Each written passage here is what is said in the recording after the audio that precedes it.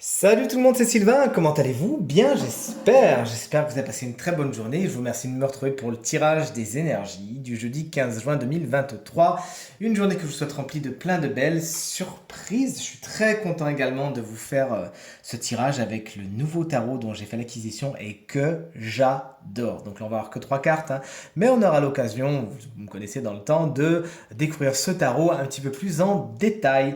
Allez, connectez-vous à votre intuition, let's go. Choisissez entre la carte numéro 1, la carte numéro 2 ou la carte numéro 3 afin d'avoir l'énergie principale de votre journée. Mettez cette vidéo sur pause si vous en avez besoin. Moi, personnellement, j'ai choisi celle-là.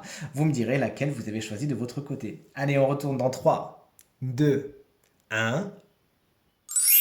Et voici les cartes à présent retournées. Si vous avez choisi la carte numéro 1, alors c'est le 4 de bâton. Je vous la remets à l'endroit pour que vous voyez les petites cartes de Jumanji. D'ailleurs, ce tarot, ça s'appelle le tarot de la pop culture. Il y a beaucoup de références à la culture moderne, vous allez voir.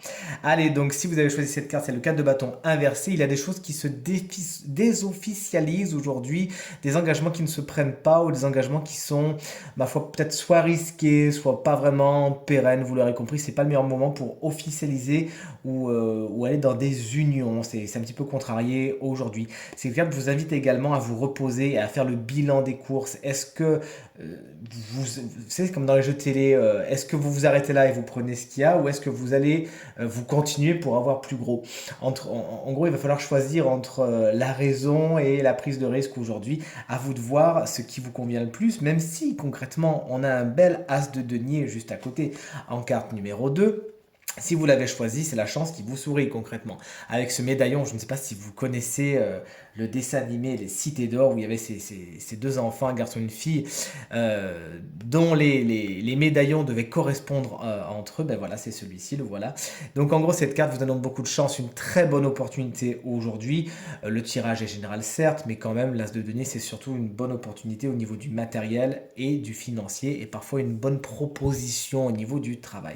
Ne passez pas à côté, vous avez peut-être certaines peurs, certaines craintes, certaines réticences, mais quand vous les mettez de côté, vous allez voir que vous êtes sur une bonne opportunité qu'il faudra saisir aujourd'hui. Et enfin, si vous avez choisi la carte numéro 3, tout comme moi, oups là, ne t'en va pas, alors c'est la carte de la lune avec, regardez, une héroïne que j'adore, c'est Sailor Moon. J'ai suivi ce dessin animé toute mon enfance.